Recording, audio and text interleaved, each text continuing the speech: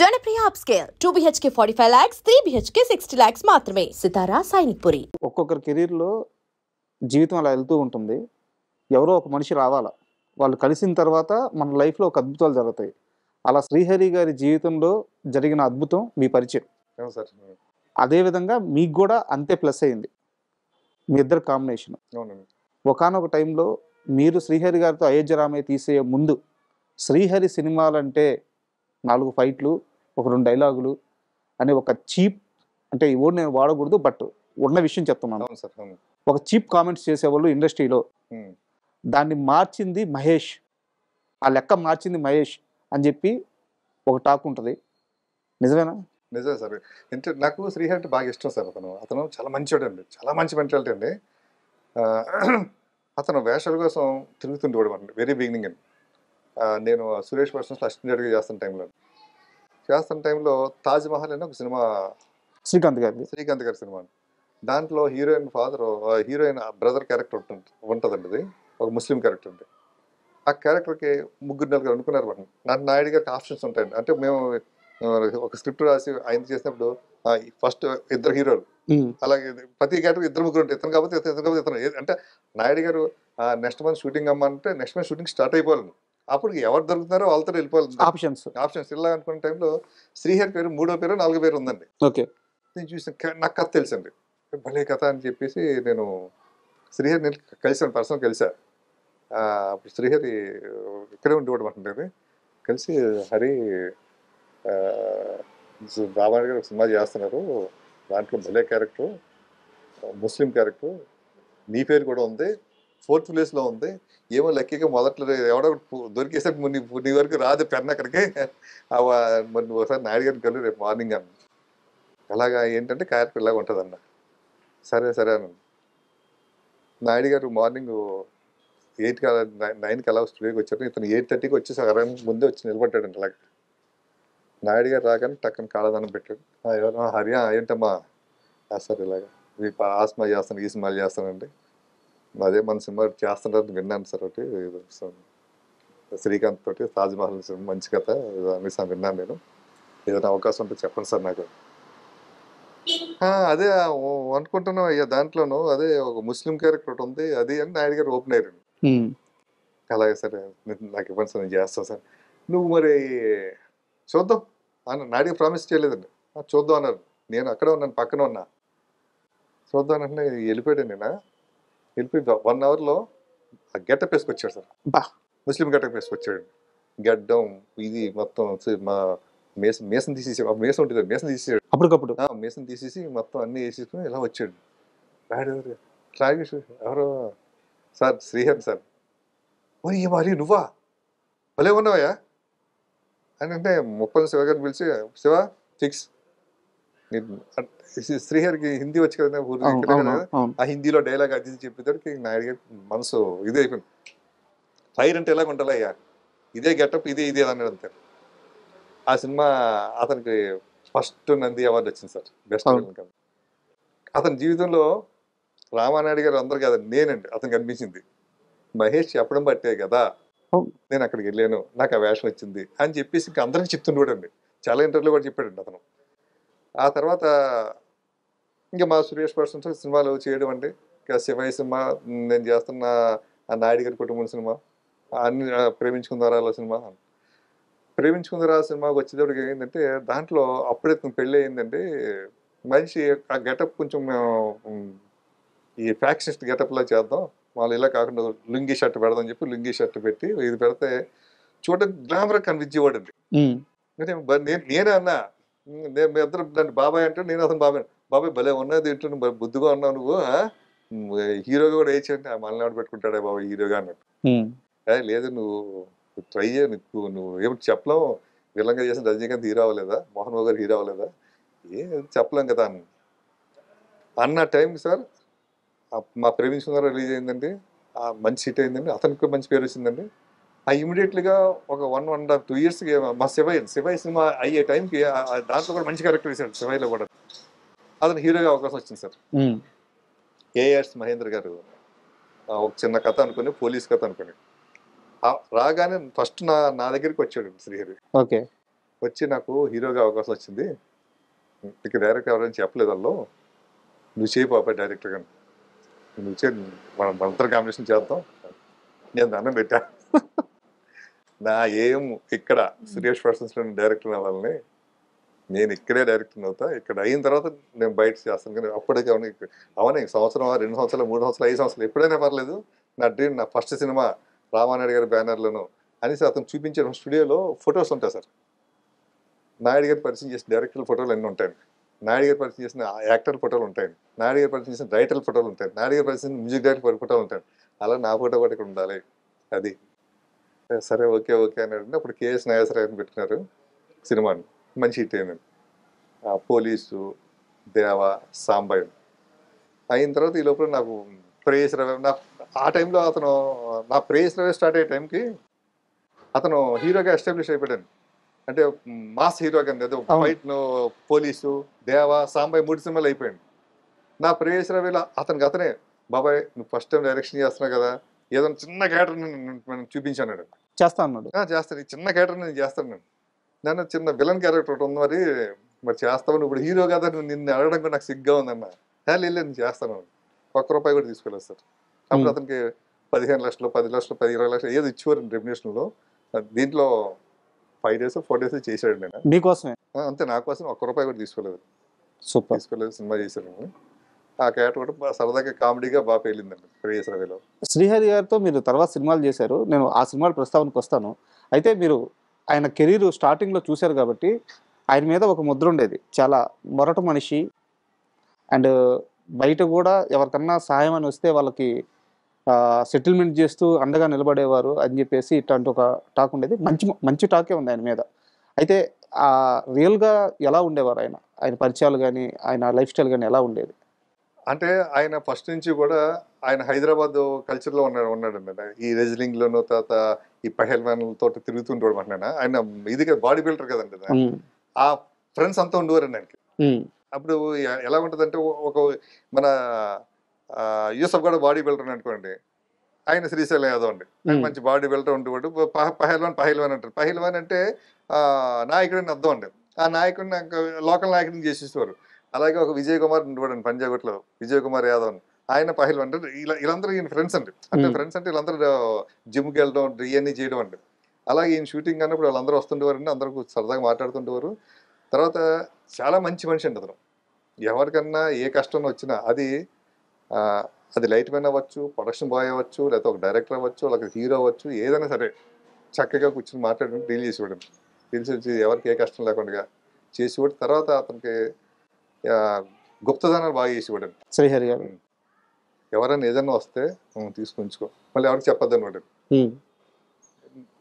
నేను అంటే వద్దు బాబా అని చెప్పొద్దు పాపం, అతను ఇది ఉన్నవాడు, కొంచెం ఆత్మాభిమానం ఉన్నవాడు, మనం ఇచ్చామని తెలిస్తే మళ్ళీ ఏదో బయట ఏదో అనుకుంటారు కదా, శ్రీహరికి వెళ్ళి డబ్బులు ఇచ్చుకుంటే అది అలా ఉండకూడదు అని చెప్పి బాగా చేసేవాడు. కష్టంలో ఉండేవాడి అవసరం తీర్చడమే కాదు, వాడి గౌరవం కూడా కాపాడేవాడు. గౌరవం కాపాడేవాడండి. అలాగే అతని దృష్టిలో అతను మంచి వర్కరు, లేకపోతే అతను మంచి టాలెంట్ ఉన్నవాడు అనిపిస్తే అతను రైటర్ ఉన్నామండి, లేకపోతే డైరెక్షన్ డిపార్ట్మెంట్లో ఉన్నవాడినామండి, లేకపోతే ఏదైనా సరే వాళ్ళని ఎంకరేజ్ చేసేవాడు. సూపర్. మన దేవి ప్రసాద్ ఉన్నాడు డైరెక్టర్, అవును, ఆయన ఫస్ట్ డైరెక్షన్ ఇచ్చింది ఆయనే అవకాశం. బట్ ఆ సినిమా రిలీజ్ అవ్వలేదు అనుకున్నా. కోరరామకృష్ణ గారి దగ్గర యాక్టర్ గా దేవి గారు ఆయన. అలా చాలా మంది డైరెక్టర్లు ఆయన పరిచయం చేశాడు. అలాగే గ్యాప్ ఉన్న పలానా డైరెక్టర్ గ్యాప్ ఉంది, మంచి డైరెక్టర్ గ్యాప్ ఉందని తెలిసింది అనుకోండి, మంచి డైరెక్టర్ అంటే చాలు పిలిచేవాడు. అతను హిట్లు ఫ్లాపులతో పనిచేసి పెట్టుకున్నాడు కదండి, చేసేవాడు. అంటే శ్రీహరి గారి గురించి మాట్లాడుతూ ఉంటే టైం తెలియదు, బట్ మీకు ఇంకా జర్నీ చాలా పెద్దది కాబట్టి ఒక రామానాయుడు గురించి కానీ లేకపోతే ఒక శ్రీహరి గారి గురించి కానీ మనం మాట్లాడుకుంటూ మొదలు పెట్టామనుకోండి, రోజులు ఉంటుంది సార్. నా దగ్గర అంత మ్యాటర్ వాళ్ళతో అంటే నాకు వాళ్ళతో అంత బాండింగ్ అండి. అవును, అందుకే నా దగ్గర కూడా క్వశ్చన్స్ అయిపోవట్లేదు. Last question, Ayodhya Ramayya cinema release అయిన తర్వాత ఆ సినిమాకి ఆయన కూడా ప్రొడ్యూసర్గా చేశారని చెప్పి విన్నాను. ఆ సినిమాలో తన షేరు మిగిలిన డబ్బులతో ఇప్పుడు ఉండే ఇల్లు కొన్నారు. ఇండస్ట్రీలో ఎవరు వచ్చినా సరే ఇది మహేష్ ఇల్లు, ఇది మహేష్ ఇల్లు అని చెప్పేవారట. అవునండి, ఎందుకంటే ఆ ఇల్లు గృహప్రవేశం రోజు అండి, ప్రెస్ వాళ్ళందరూ వచ్చారని అందరూ కూడా చెప్పారు, ఇగో ఈ డైరెక్టరే మీరు అన్నాడు. దానికి ఒక స్టోరీ ఉంది సార్ ఆ ఇంటికి కూడా అండి. నేను ప్రేయస్ రవి సినిమా చేస్తున్న టైంలో ఆయన డైరెక్టర్ సాగర్ గారి సినిమా ఒక సినిమా ఉండేదండి. ఆ సినిమా షూటింగ్ చేస్తున్నట్టు నా ఇంట్లో. ఓకే ఆయన డేట్స్ కోసం ఓటర్ కలడం కోసం వెళ్ళా. శ్రీహరి గారు ఉంటున్న ఇల్లు షూటింగ్లు ఇచ్చేవారు నా ఇల్లు. ఎవరిదో ఇల్లు అది. ఓకే ఓకే అంటే భలే బాబా ఇల్లు ఎప్పుడన్నా మన ఇల్లు కొనగలదంటే ఇటువంటి ఇల్లు కట్టగలగంతా అని అన్నాడు నాతోటి. ఎప్పుడు స్టార్టింగ్ లో నేను ప్రేయస్ రవి డేట్లు అడగడానికి వెళ్ళినప్పుడు ఆయన ఆ సినిమా అంటే సాగర్ గారి సినిమా సార్ డైరెక్టర్ సుమన్ గారి హీరో అండి. ఓకే ఆ సినిమా షూటింగ్ జరుగుతుందండి. నువ్వే కొనొచ్చేమో కదా బాబు, దాందేమంతా 2-3 సినిమాలు టప్ ఇట్లు పడితే ఏముంది టప్పుని కొంటావు అంటే ఆ కోర్టు ఎంత ఉంటుంది ఇది అన్నట్టు, కోర్టు ఎంత ఉంటుంది అన్నట్టు. ఏముంది నీకు లెక్క ఏముంటుంది అంటే డబ్బులు వస్తే తెలియదు కదా అన్న. అదే మాట నాకు చాలా నువ్వు అన్నాయి మహేష్ ఆ రోజు బాబాయ్ అదే ఇల్లు కొని పడదబ్బా మనం. నా మైండ్లో అలా ఉండిపోయింది. మనం అనుకున్న టైం అలాగే అనుకుంటా. అది కూడా నీ సినిమా డబ్బులతోటి నువ్వు డైరెక్ట్ చేసిన సినిమా. ఆ సినిమా ఆయన ప్రొడ్యూసర్ అండి, అయోధ్య రమేష్ అండి. వేరే ఆయన ఉన్న ప్రకాష్ రెడ్డి గారు ఉన్నారు, ఆయన తక్కువ పార్ట్నర్, ఇది షేర్ ఎక్కువ. సూపర్ కదా. అయ్యో సార్ నాకు అది అయ్యి అనిపిస్తుంటే ఒకసారి తదాస్తు దేవత ఉన్నారేమో అనిపిస్తుంటుంది. మేము అనుకున్నాం కరెక్ట్ గా దీవించేది. అంటే ఒక రోడ్డు మీద నిలబడి ఒక ఇల్లు చూసి ఇలాంటి ఇల్లు కొనగలను అనుకున్న ఇల్లే కొనేసారు. ఆ ఇంట్లో షూటింగ్ అండి, ఆ ఇంట్లో ఉన్నాను హాల్లో అండి. ఆ ఇంట్లో హాల్లో షూటింగ్ చేస్తే ఆయన కూర్చున్నప్పుడు మాటలు డిస్కషన్ ఉంటుంది. అండ్ ఫైనల్ గా అంటే ఇంకొక క్వశ్చనే శ్రీహరి గారి గురించి. ఈ మధ్యకాలంలో వాళ్ళ వైఫ్ డిస్కో శాంతి గారు ఇంటర్వ్యూకి వచ్చారు. మా ఆయన చనిపోవడానికి కారణం చుట్టూ ఉన్న స్నేహితులే. ఆయనకి ఆరోగ్యం బాగలేదని తెలిసినా సరే వాళ్ళు ఆయన్ని మిగతా పార్టీలకు కానీ మిగతా అలవాట్లకు కానీ దూరంగా ఉంచలేదు. వాళ్ళు ఆయన్ని అలవాటు చేసి దానికి వ్యసనం చేసేసి ఆయన చనిపోవడానికి కారణం చుట్టూ ఉన్న స్నేహితులే కారణమయ్యారు. ఆయన డాక్టర్ల తప్పు కూడా కారణం అని చెప్పేసి ఆమె ఒక స్టేట్మెంట్ ఇచ్చారు. మీరు ఆ టైంలో శ్రీహరి గారు చనిపోయిన టైంలో మీరు ఆయన టచ్లో ఉన్నారా? అసలు శ్రీహరి గారి మరణం చుట్టూ ఏం జరిగింది? అంటే సార్ పాపం ఆయన హెల్త్ ఎప్పుడు పట్టించుకోలేదు సార్. అంటే ఇప్పుడు తన బాడీ బాగా గట్టిగా ఉంటుంది కదా సార్, అలా ఉండేవాడు కదా. అటువంటిది నేను ఒకరోజు నైట్ ఆయన మగధీర సినిమా అండి, Magadheera cinema super duper hit అయిందండి. అయిన తర్వాత చాలా ఆయనకి ఎనలేని పేరు తీసుకొచ్చింది నా పేరు మగధీర సినిమా. ఆయనకి అంటే క్యారెక్టర్ ఆర్టిస్ట్గా కూడా ఆయన రేంజ్ ఎక్కడికో తీసుకెళ్ళిపోయింది. ₹1,00,00,000 పైగా తీసుకెళ్ళిపోయిందండి. ఆ టైంలో ఆయన నేను కలిసి డిస్కస్ చేస్తున్న వేరే సినిమా అంటే వేరే ఒక gang mafia gang backdrop cinema చేద్దాం అని ఒక ఇంగ్లీష్ పిక్చర్ ఒకటి ఉందంటే దాన్ని ఇన్స్పిరేషన్గా అనుకుని డిస్కస్ చేస్తుంటుండేవాళ్ళం.